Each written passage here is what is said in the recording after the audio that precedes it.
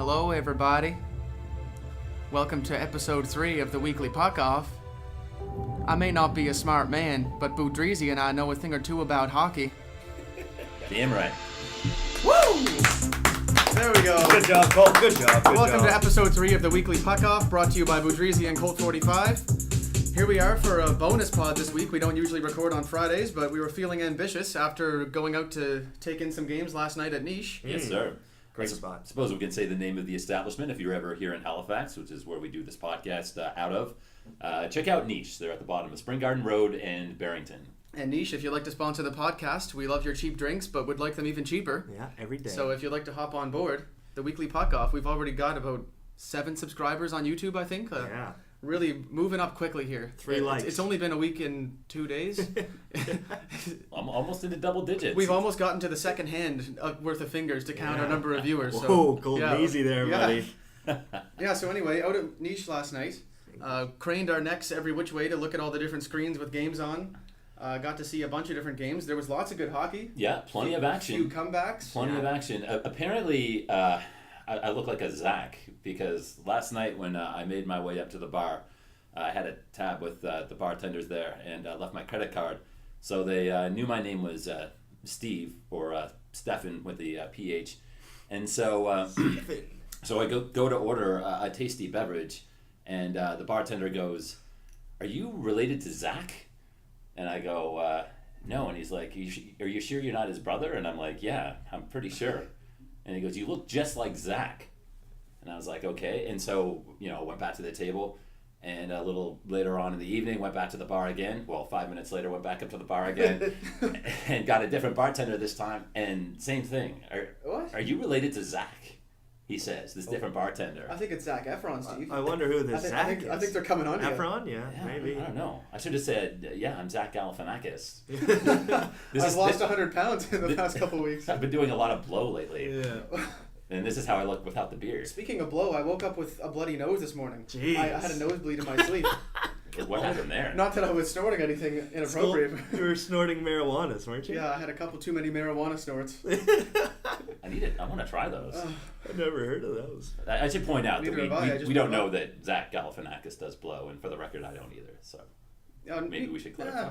I may or may not. Sure. Everything in moderation, right? Yeah. Everything in life is imaginary. Give me a little meth. Why not? No. Okay. I think he's hockey. A lot of hockey. A lot of puck. Yeah. On the TVs last night. How about the number of pro lines we all purchased? And lost. And not one of us won. We're 0 for 8. As a group, we're 0 for 8. Ooh. Producer Connor picked a tie on everything but one, and the one thing he picked a victory on was the only tie. Yeah. Well done. I'm not a gambler. Well, pro line is fun, but when the Rangers can't beat Carolina in regulation, what's going on there? Yeah. Yeah, that's Because I stood to win $38 last night because I picked Montreal to win, and I picked Washington to win, and so both of those came through for me. But the Rangers, big disappointment there. Yeah. Needed a shootout to beat the for them the Hurricanes. That might be good news. Sadly, that they managed to win something. I suppose they've really been struggling. Step in the right direction, and Les Habitants, big win for them. Who we got here? Hey, it's Wadji. It's Walji. Watch his come to eat his A lunch. foot-long sub. This is an unexpected guest. How you doing? Good, man. How are you? Not too bad. This is our coworker Wadji, and here apparently going to devour a sub while we talk about puck. It's prime rib, man. That's a hot mic right there. So. Yeah, just move that wrapper away. Yeah, the viewers. I'll go over here. Both of our viewers would appreciate it if you moved over there. All right. Back on track. Where were we again? The Hats. Wadji really threw us off our. Well, we were so on in the first place. Yeah, Montreal. We're really good at staying on track anyway. So Montreal looked good. Les Habitants. I Yes, thought indeed. they looked great. Big hit Emelin laid out on Lucic there. Yeah. Sort of illustrating the difference between the two teams. Remember back, I'm sure you'll remember this, as a Senators fan 2 years ago in the playoffs, and how Ottawa was able to completely unhinge the Canadiens by I remember. going after and attacking physically. Boston tries that every time that they play them now, it seems, and they are unable to get Montreal off of their game. And what tends to happen is, so you have Emelin, who destroys Lucic at the blue line. I don't know if you remember the hit from last night, but it was a damn good one. Clean. So Lucic ditches the puck and gets laid out, no penalty. Later in the game, Lucic, of course, wanting retaliation, creams Emelin into the boards, a dirty hit there, and gets called for the penalty, then complains to the referee. So, Yeah. And And discipline versus undisciplined attack. exactly. It's one thing to be a tough team, one thing to impose yourself physically on your opponent, but when it comes to do you retaliate and take a stupid penalty when your team is in the game, or do you not do that and perhaps give your team a better chance of winning? I think that's an area where the Boston Bruins really need to work on this year, especially with Montreal being more talented than they were a couple of years ago when Boston was able to use that to their advantage. Apparently so, and then Lucic goes and makes a fool of himself by, first of all, getting himself kicked out of the game for chirping to the ref, and then, flips the bird to the fans on his way out and does some sort of a Grabs lewd... grabs his junk. Grabs his junk, yeah. Way to go, Lucic. A little junk strokage. He may incur a suspension there, so... Yeah. Yeah, we'll see. Maybe a game or two. And Tuukka, 3-11-3. Career now against the Habs. That's Surprising numbers from a goalie of that caliber. yeah. And a nice goal there, Descharnais to Pacioretty. And Pack already, eh? Steve's two. Desharnais to Pacioretty. There we go. Jeez. Two for one. What else went on last night? We had Big comeback win by Dallas. That was yes. Ooh. that fucked up my pro line. we all had Dallas ties on there. Was that Tie right until 3 seconds left. Sagan? Was it Sagan? Crosby took a penalty, and I believe Sagan scored with 3 seconds left in the game. That's yeah. right, and they had Ties it. Spezza up on the top line there in the third period playing with Ben and Tyler Sagan. So I Yeah. wonder if that is something that we're going to see a lot more of in the future it's a nice because they looked pretty deadly. If they do see more of that, then Spezza might be a guy that, if you have some poolies who aren't paying as much attention as you, try to buy low now on Spezza before he starts lighting it up on that number 1 unit in Dallas. Check out dailyfaceoff.com to get all of these line combinations, by the way. It's an excellent resource. And yes, do keep an eye on that because what a triumvirate that is. Yeah, it's a good line. Yeah, Oh, very excellent good line. Then let's see here. A big win for New Jersey. Swamping. Yeah. Is that a word? 6-2. Yeah, I think so. It is now. Making up words. Also, the pesky Sens are back.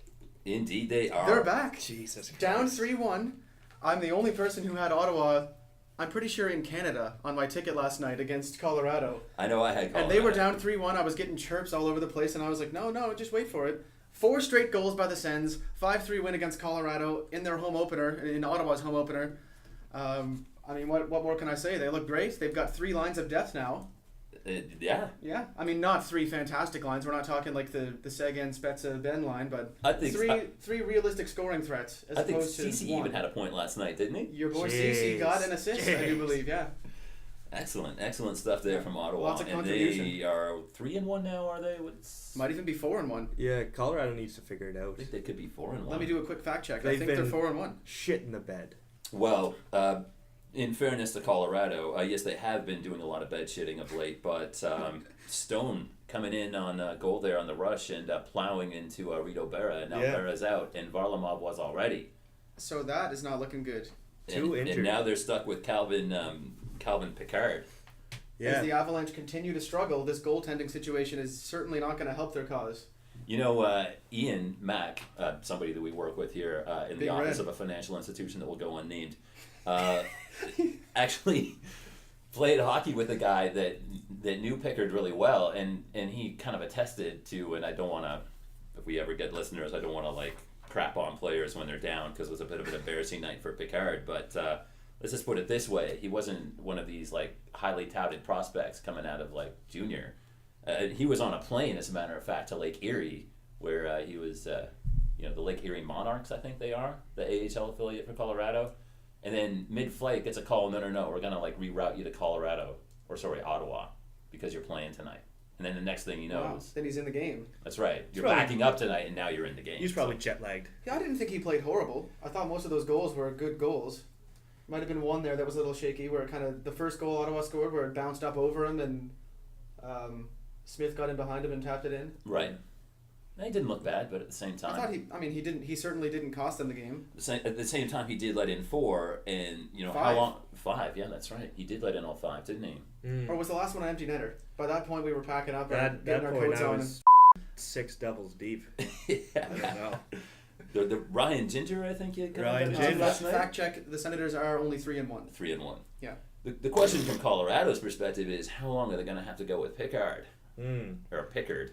I don't want to I think mispronounce it's his name. Picard. I think Picard. It's Picard. we'll excuse you on this one where he no one knows him. Does anybody know who their fourth stringer is? We're gonna find out next time they play because both their other goalies are injured, so He's one a- of them's got to he's dress. a We should do some fact checking. He's a major midget goalie. I'll look up the Avalanche roster.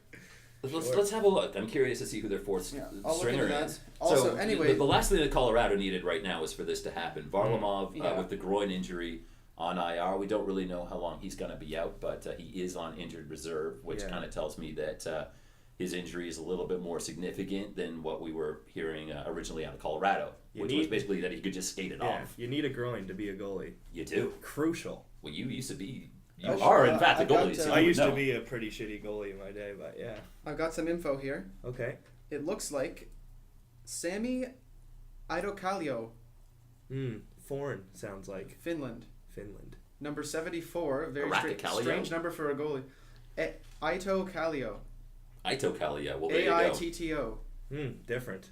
Sami Idokallio. Well, they need Varlamov and they need Berra. So Yeah. Varlamov, hopefully, but he is on IR.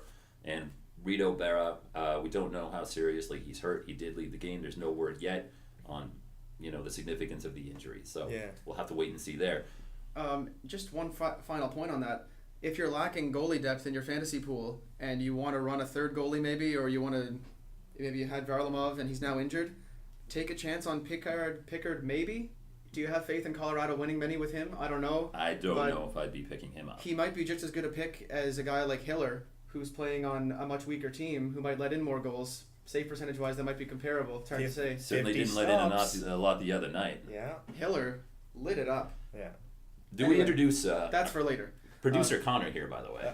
Yeah. Hello. Coach. Our Flames fan here. Hello, all.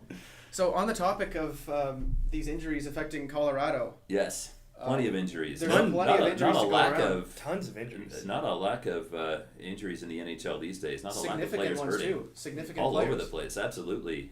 Jonathan Drouin coming back, but he is going to have to go through a 2-week conditioning stint in Syracuse, Is he Tampa still- Bay's AHL affiliate. Is he still out with a broken vagina?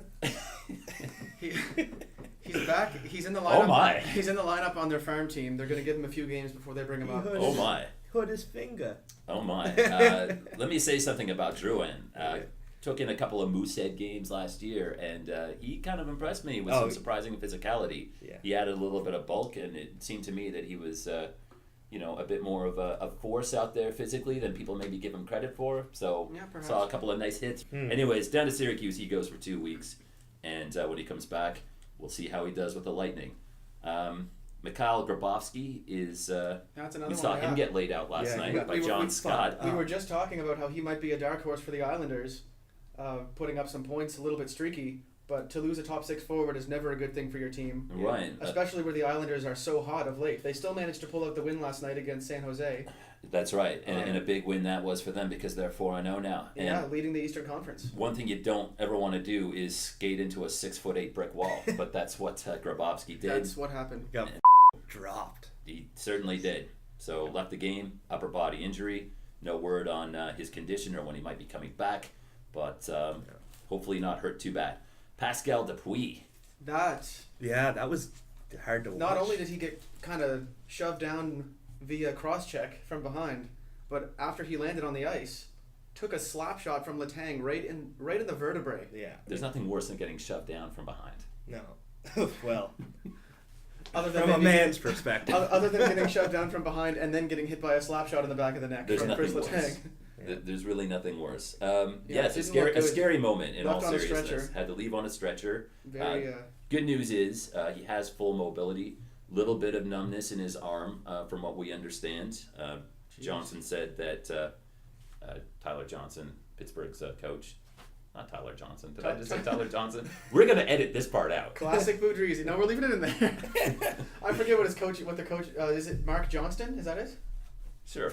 They have a really He's from deep, Dartmouth. really deep He depth has- chart, He eh? has a very standard name. Tyler Johnson is the sophomore on the Tampa Bay Lightning. Yes, of course. He's on my team. Good news. Dupuis is.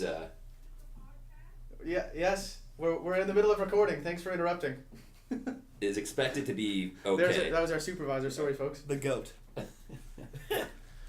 Yes. He's expected to be fine. No word on how long he's going to be out, but the good news is he has full mobility, a little bit of numbness in his arm, like I said, but that's receding. So he's going to be just fine. Might miss a game or two. Hopefully no more than that.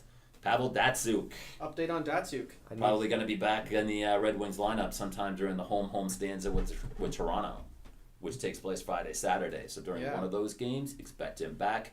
And First if he game in comes, Toronto, second game in Detroit. he's. I'm assuming they're going to fire him right on the first line. You would have to think. Yeah. Oh, we're losing our viewer. Peace out, boys. Are we that bad? I hope you enjoyed making all that noise on the mic with your sub. See ya. But yeah, need Datsuk back. Love watching him.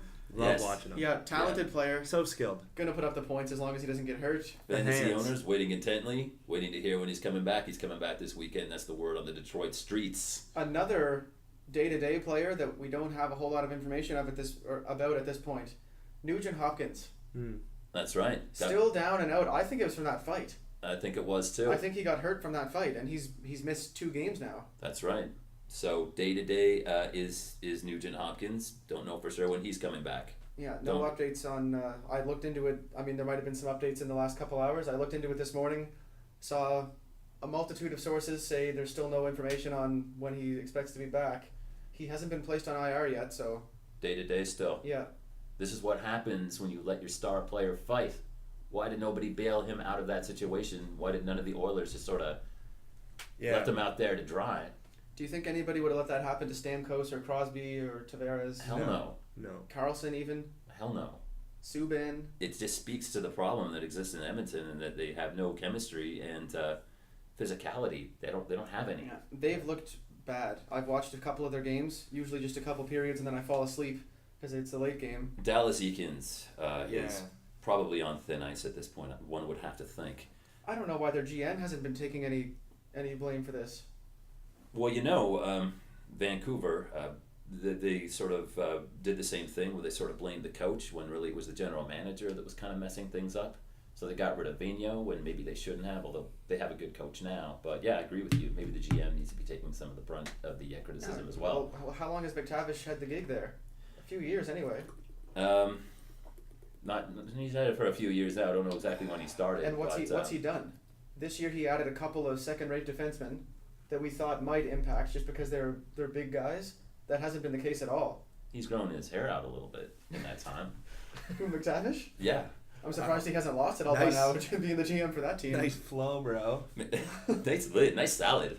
Did we say anything about the stalls? Well, we're about to get to that. Okay, actually, but thanks okay. for I keeping didn't us know if on, I missed it. on track Yeah, here thanks. because We're getting a little rambly. I So blacked. yeah, I mean we could sit here for like an hour and talk about the litany of things that are wrong with the Oilers right now, but the Carolina Hurricanes though have some serious injury problems. they Yeah. most certainly do. Before we get to the stalls, Jeff Skinner Mm. still hasn't returned.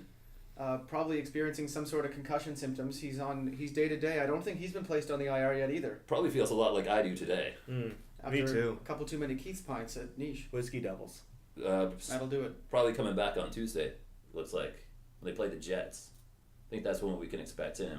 Okay. They got a few days off there. They don't play again until Tuesday. Carolina. That might be doesn't, good for them to regroup because they are still winless. Am I wrong? Am I right? I've yet to. I know Buffalo beat them in that shootout, so I'm guessing that's the only team they're capable of beating this year. Have yet to notch one up in the win column. That's So they need these guys back. yeah, and they're certainly not going to improve without the Stalls back. So expect Skinner back on Tuesday and most probably Eric Stahl. Jordan is out for a little bit longer. He has a significant injury. Yeah, 4 to 6 weeks they said originally. November. Yeah. Don't expect him until November at the earliest. Mm.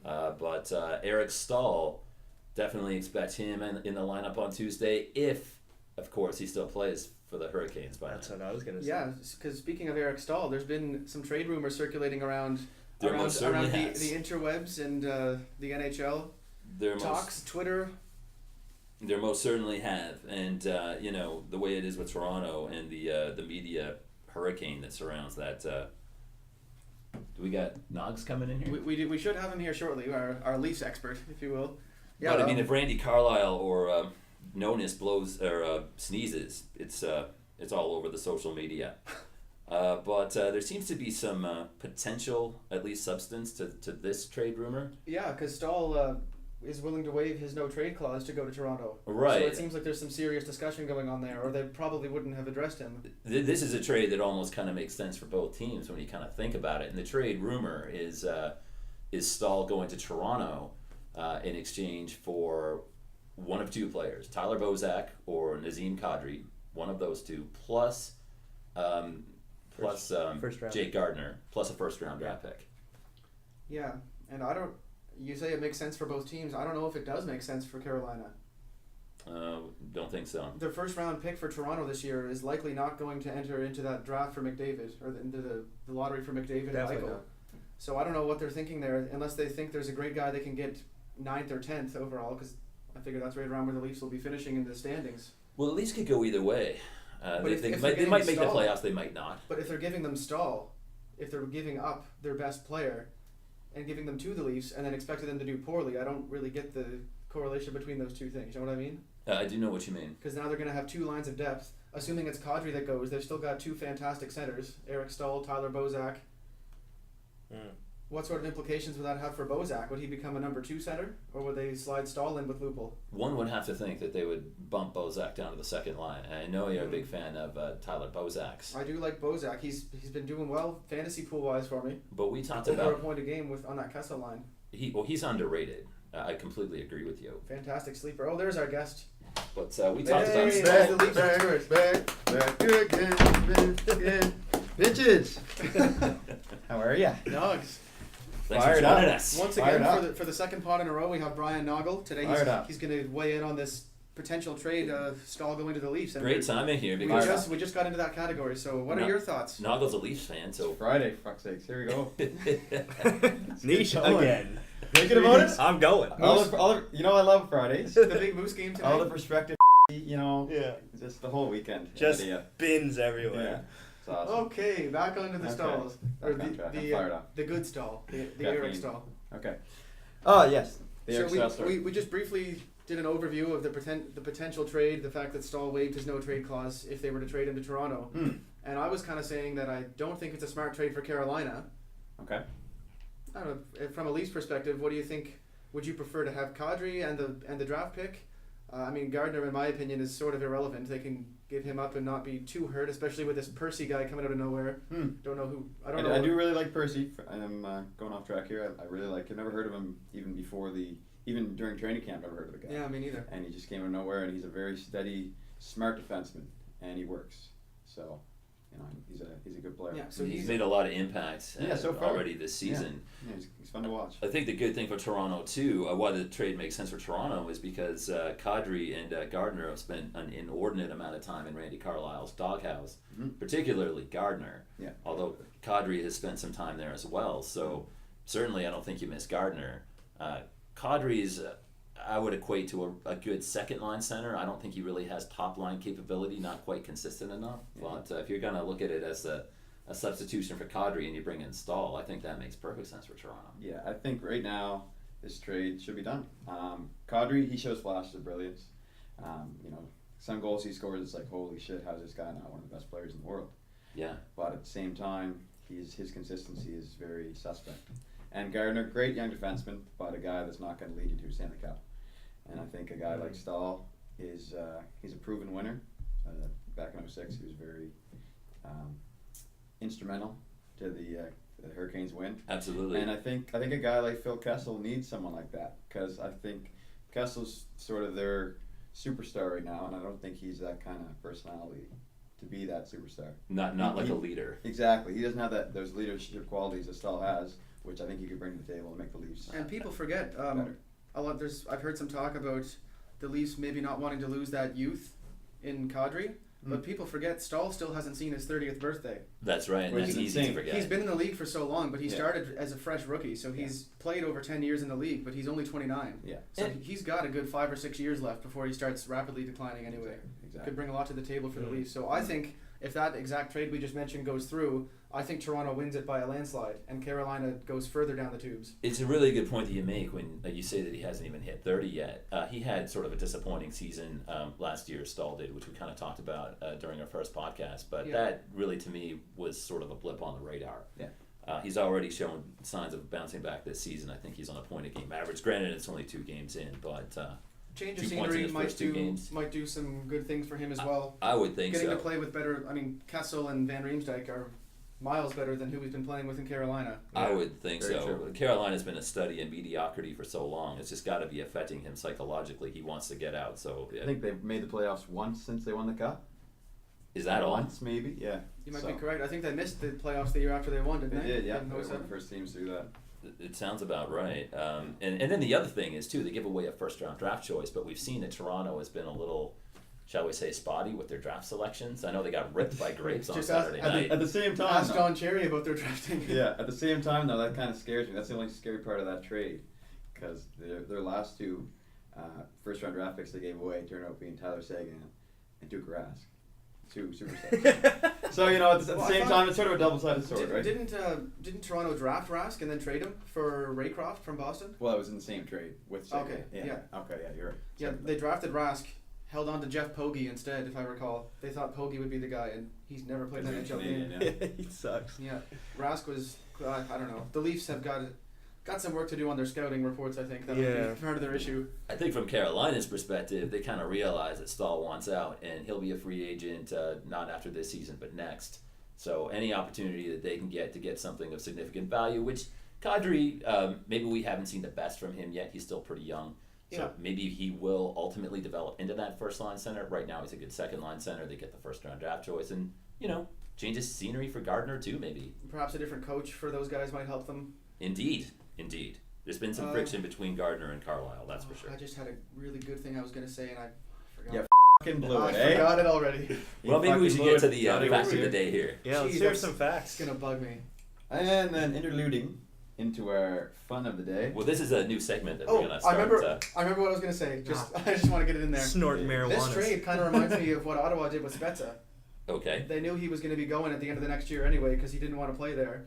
So they tried to salvage whatever they could for him and got Chase on and a pick and a prospect. Nice parallel there, Colty. I love it. So if the Leafs are doing getting Stahl, maybe the Canes are thinking they either lose him to free agency or they salvage something for him in Nazem Kadri and a pick. Good job. tangential thinking there. Good job, Cole. Okay, now that I got that off my chest, Now it's the we're gonna introduce it. of the day.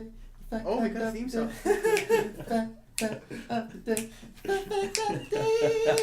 Woo! All All right, now, as I was saying earlier, it is the weekend pretty well in about 6 hours for myself after I finish making shoes for slave money. And At this financial institution that will go unnamed. and in lieu of that, our facts of the day are about beer. Which Yes. we'll all be drinking heavily, Let's hear it for heavily tonight. Let's hear it for beer first of all. Brian was out there. Brian was at Niche with us last night enjoying some beer himself. Some So pale ales. this is right if on you will. topic. Yes. So here's some facts about beer. The earliest recorded beer dates back to early Neolithic of 9,500 BC. Wow. So we're talking about 11,500 years ago. There is evidence, and historians say it was instrumental to the formations of certain civilizations. Hey. At this point in the podcast, Brian Naugs was unfortunately asked to return to his desk by his boss. As you've maybe heard us refer to a couple of times before, we record in the back offices of our place of employ. We pick things up about a minute later as we attempt to reassemble Fact of the Day. So that's the last fact. Brian Naugs, ladies and gentlemen. We can edit that out. Yeah. Hey, hands up. Give Brian a hand. Well, I didn't realize he just left his job to do this. I thought someone else was out there. That's horrible. We're gonna keep that in. Where's his coworker? did that just happen? Oh, that was. Do we edit that? I think we better edit the part where he was getting scolded, but leave in Yeah. the. Gosh, I hope we didn't get him in trouble. I think we did. Oh, Well, you know, it was his own doing. we can't be in trouble. We're on break. He decided to leave. I thought our other coworker was out there. There's usually 2 of them doing that job, is there not? It's currently 1:30. There should be someone out there. So Wow. Well, let's read his beer facts. Well, that's kind of. It appears we're at a bit of a standstill. It would appear that way. What else did Well, you now I have? kind of feel bad. This really puts a damper on the mood in the podcast. We just lost. Brian was so fired up. He sang his own theme song, had facts that he had looked up today for us, ready to read them off. All right, let's read what he had then. Yeah, okay. Well, goes back to basically the inception of civilization. Modern man, there's always been beer. Third most popular, not sure. Clearly, penmanship is not his forte. Third most Generate- popular, generating A revenue, revenue of over of- $360 billion worldwide. Wow. Annually. That's impressive. Let's hear it for the human race. Our first Yeah. ever invention, alcohol. It's been around longer than Jesus Christ. 9,000 years longer. Jeez. Okay, well that All right, was so sort of we need to figure out what part we're editing out of that. Anyway, Keep it all. It's all what are we? good. Where are we here? We have one whoa. more topic to get to. Do we want to jump Minnesota, right to New it? Jersey. Maybe we should just quickly mention that Yeah, because we last said week. we were going to talk about last it week, last time. we blew it. We were trying to get too far ahead of ourselves and move quickly through our topics and avoid rambling. And we skipped two teams that we wanted to talk about as surprise teams, and they were Minnesota and New Jersey. So we're just going to spend a minute on each, discussing why we think they could be relevant this year. 1 minute go. Okay, well, Minnesota, I just wanted to mention, because they're not really a surprise, a really deep lineup that they've got and household names all over the place. But Zach Parise, probably their best player, whose dad, and it's, tragic story here, but J.P. Parise used to play for the North Stars back in the 70s, was part of the legendary 72 Canada team that beat the Soviets, has lung cancer, terminal lung cancer right now. Wish J.P. Parise a recovery. I hope he beats the odds. But apparently Zach and his dad were very close, are very close.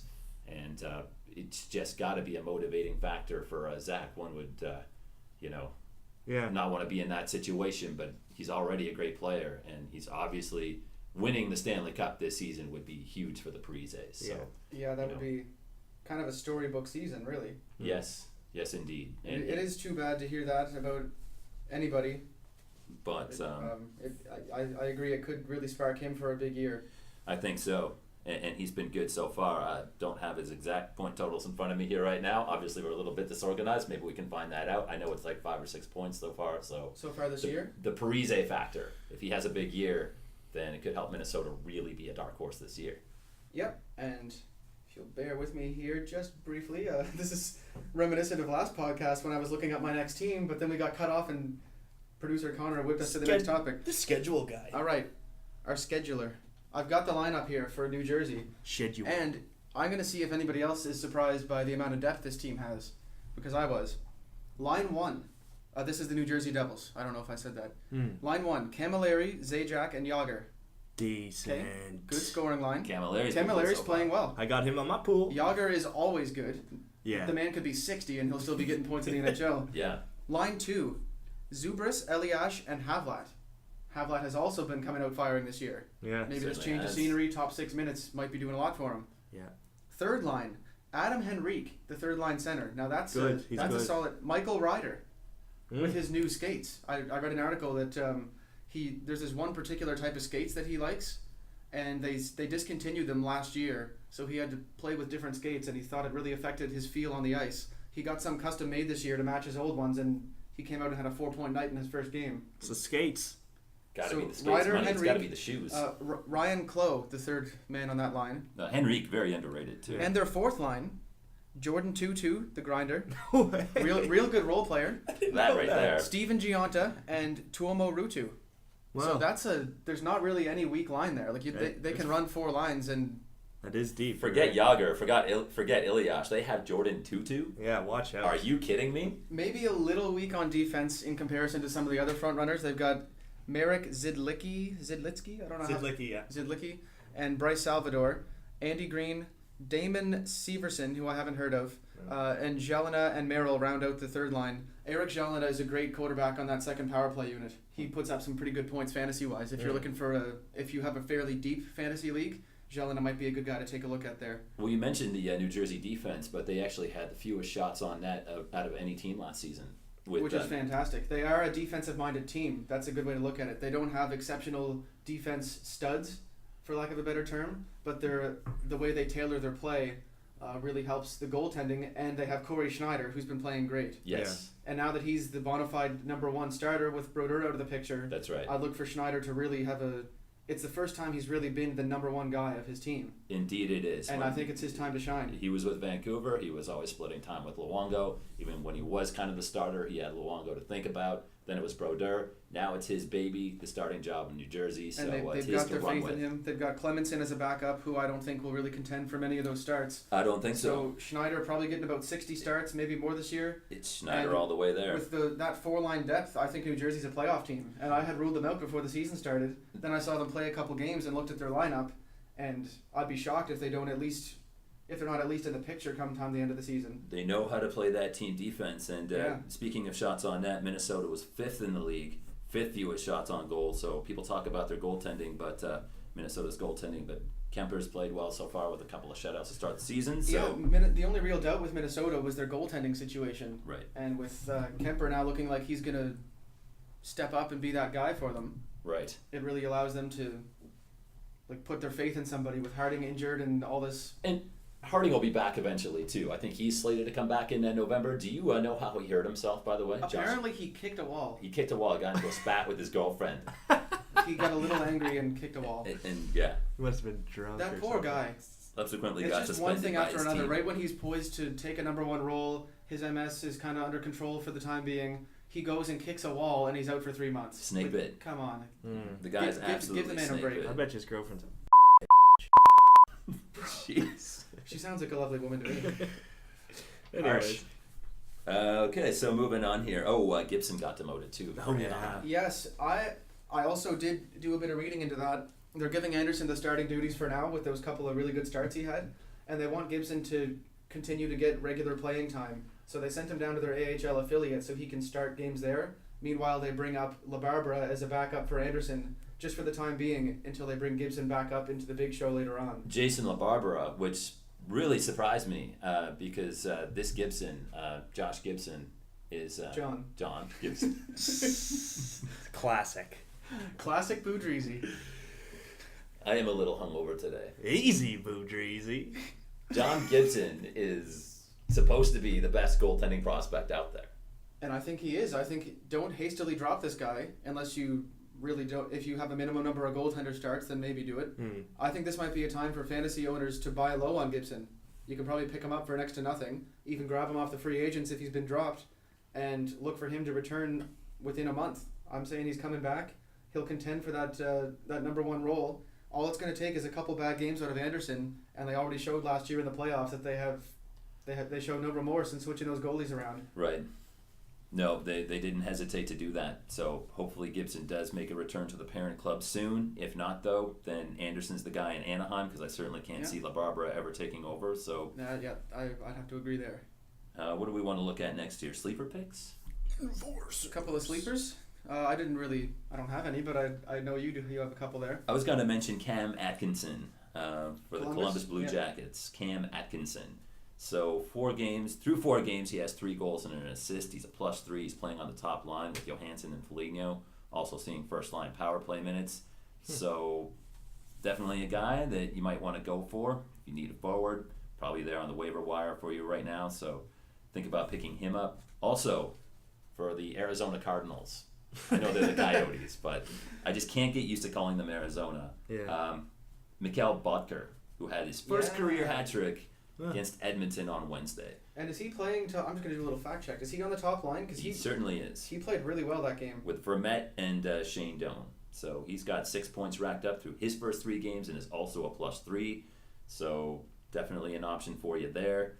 I was going to talk about Boone Jenner, also of Columbus, but he is still on the shelf until November, so maybe we'll talk about him at a later date. Broke his hand a couple of weeks back. Was expected to have a big sophomore season, but not really relevant until I suppose he makes his return, which will be sometime in November. So maybe during a later podcast I'll talk about him. What are you, Perhaps. what are you I'm smirking over? I'm just chuckling. I just remembered Brian again Oh, jeez. coming in here all excited and getting kicked out. That could be the highlight of the week. That could be that you blew it for today. Yeah, that's an honorable mention for sure. We won do we want to cover this last topic before we get to Real quick. Oh, the real- enforcers. the real enforcer. fucking quick. It's been quite a conversation on pretty much every sports network.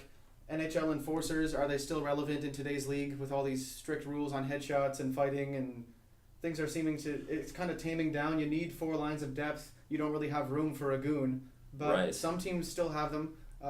Thoughts on that, Steve? Well, it certainly is the topic du jour, and I think it's something that's going to be phased out of the game eventually. So regardless of what I think or what anybody thinks or the fans think, we live in this very politically correct day and age where sort of things like fighting are sort of getting, I don't know what the word would be, but sort of eradicated, I guess you'd say.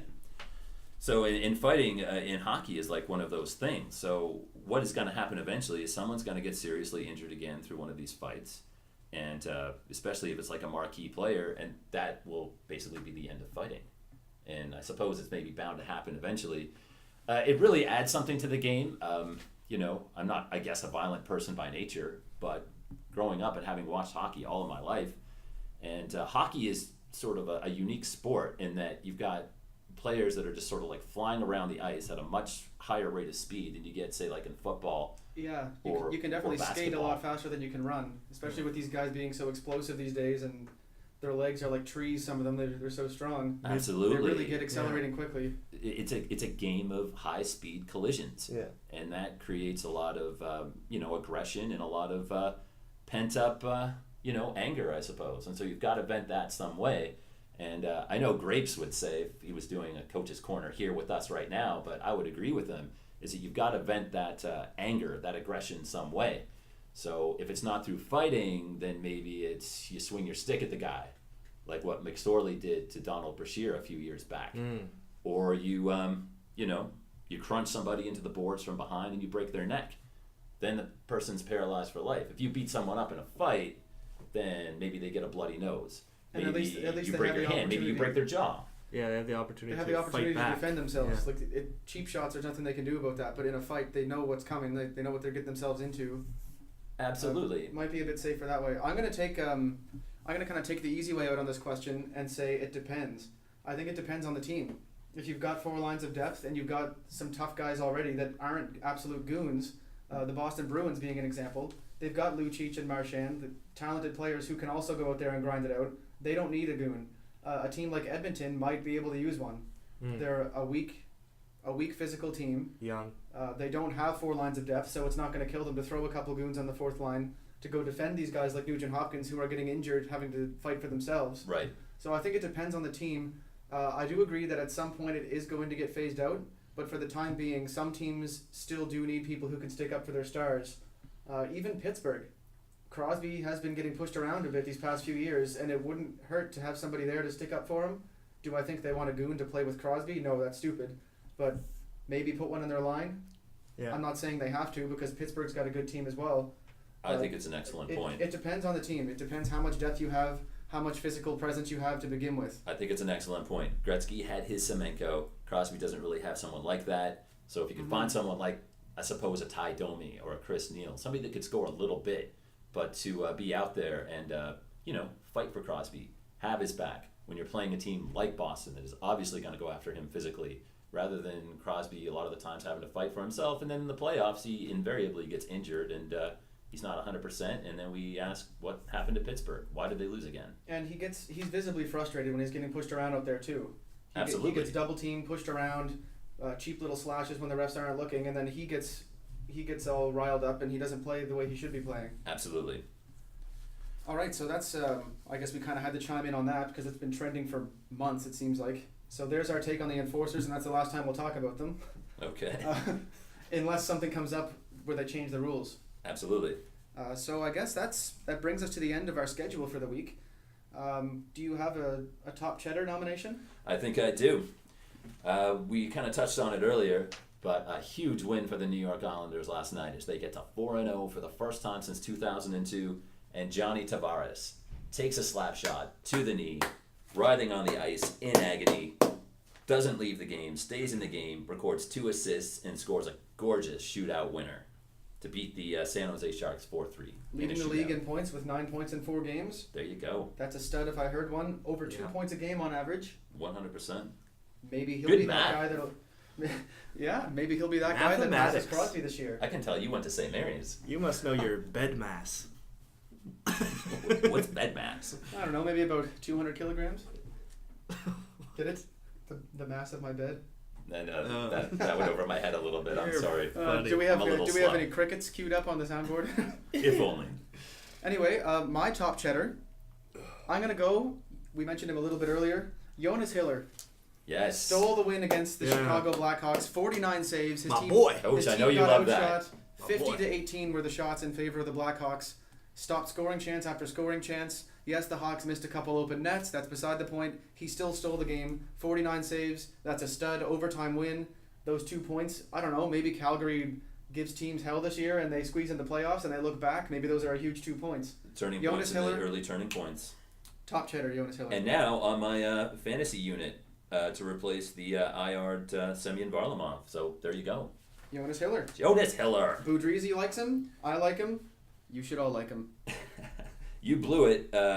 Would seem to be an easy choice, and certainly is for me. Milan Lucic, who last night, well, flashing back to last season, first of all, when Montreal eliminated Boston in the playoffs, and there was the incident when the teams were shaking hands at the end of the series, and Lucic said to Emelin, "I'm going to kill you next year." Yeah. And so in the first period, Emelin, as I said earlier, lays out Lucic. Lucic gets mad, takes a penalty at the end of the game, and then flips off the Montreal fans and makes a rude gesture. Not very classy.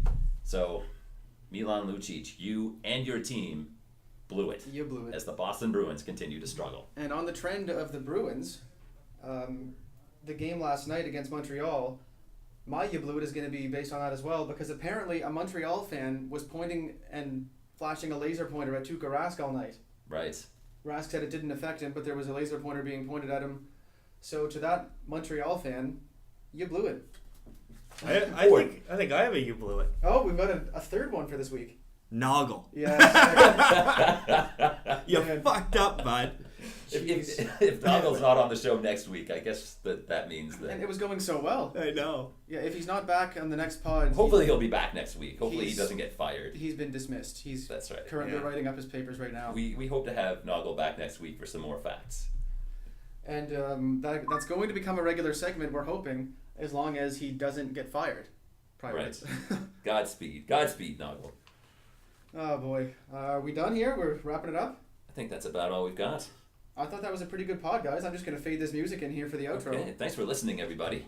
Thanks Thank to you. Let's tell the listeners how they can contact us. Yes, here. send us emails, weeklypuckoff@gmail.com. Follow us on Twitter @weeklypuckoff. We have finally taken our picture to upload to our iTunes profile, so we are going to be on iTunes at some point. Stay tuned. In the meantime, you can find us on YouTube. The Weekly Puck Off is the name of our channel. We've got the first 2 episodes up there. This one will be up whenever I get around to it. I'll probably be out boozing it up tonight. Yep. Yeah. Thanks for tuning in. Connor, good job. Producer Connor. Thank you. Boudreezy. Thank you. Good job, boys. I think that went well. Yeah. A lot of fun. Yeah. Woo! I gotta eat.